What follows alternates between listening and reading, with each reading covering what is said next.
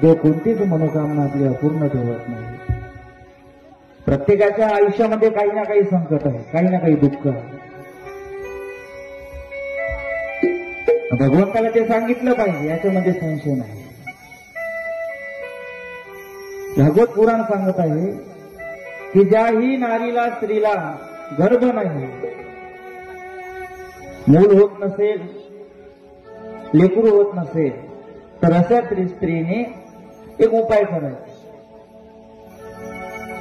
काय करायचं?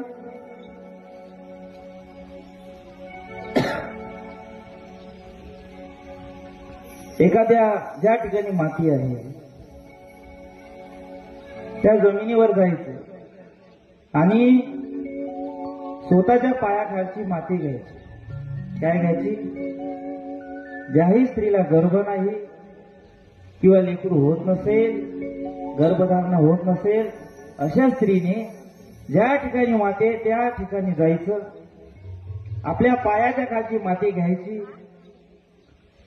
ते एका लाल कापडामध्ये ते माती बांधायची. काय करायची? लाल कापडामध्ये ते माती बांधायची आणि गाठ पाडून ते माती ज्या ठिकाणी एखादी कुंडी असेल आपल्या घरामध्ये, ज्याच्यात आपण झाड लावलं असेल, एखादी जे जीवित झाड आहे, वृक्ष आहे, त्या कुंडीमध्ये ते माती बांधलेली ते कुंडीमध्ये ठेवायची आणि 7 दिवस त्या कुंडीपाशी दिवा लावायचा, दीप प्रज्वलित करायचा आणि 8व्या दिवशी ती माती घ्यायची.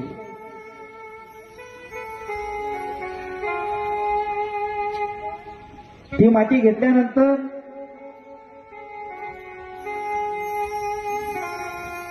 त्या मातीचं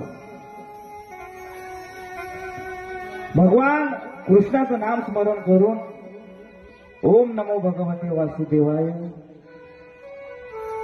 श्रीकृष्ण गोविंद, बाळकृष्णाचं नाम स्मरण करून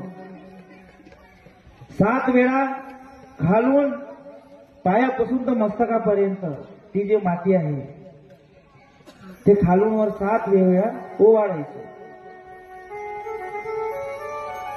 त्यानंतर ती माती